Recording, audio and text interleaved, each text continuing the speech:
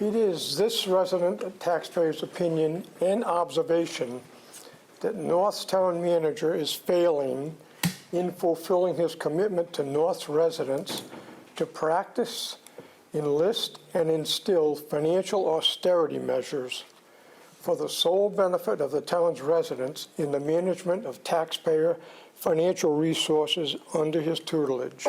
Therefore, this resident taxpayer is requesting, for the benefit of all of North's taxpayers, of which they approximate 10,000, that the proposed fiscal year 2025 annual budget in its current and proposed form be rejected by North's Town Council until Town Manager Borg amends this proposed budget to include a reduction of 2.5%, where this reduction fully results in tax relief to the town's taxpayers. I guess I wasn't planning on speaking, but seeing how Mr. Celtiger was coming up here, I felt as if I should do my opinion of what this council and what Town Manager Borg has done in the past 5 years has been excellent work for this town.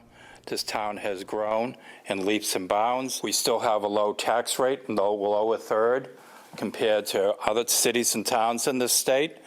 And, you know, we haven't had any override since 2018. There's been no mention of any override in 2018.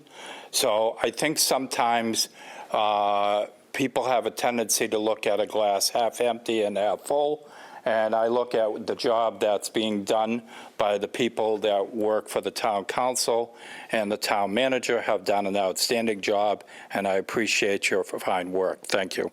So if we approve this budget, this is based on state estimates of the cherry sheet, like 30 million, give or take. So if it comes in greater, how do we spend that money? And if it comes in lower, do we need to re-meet and decide what gets cut? Councilor Gould, it's a great question because we build the budget based on the governor's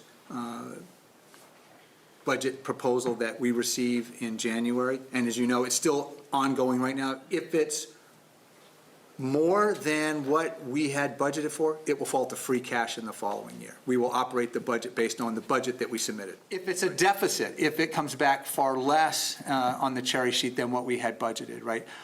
Depending on the amount, again, we would make it work within the budget we have, and potentially curtail some spending in some areas that we had potentially operational room, and working with all the departments. If we were unable to do that through budget actions within the departments, I'd ask to come back, reopen the budget, and then reallocate based on the significant. But the cherry, it's within a couple $100,000, and we've been able to absorb that one way or another. We are about to go through all of these measures, and you may not hear a lot of talk, a lot of questions, a lot of diving in deep tonight.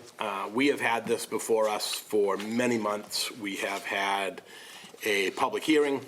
Finance Committee has gone through this piece by piece. I have dealt with questions from the public, questions from fellow councilors.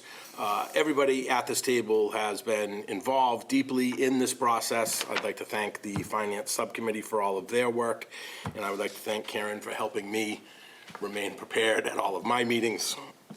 Otherwise, I would not be. So thank you very much. All those in favor say aye. Aye. Opposed? Abstaining? Motion carries 8-0.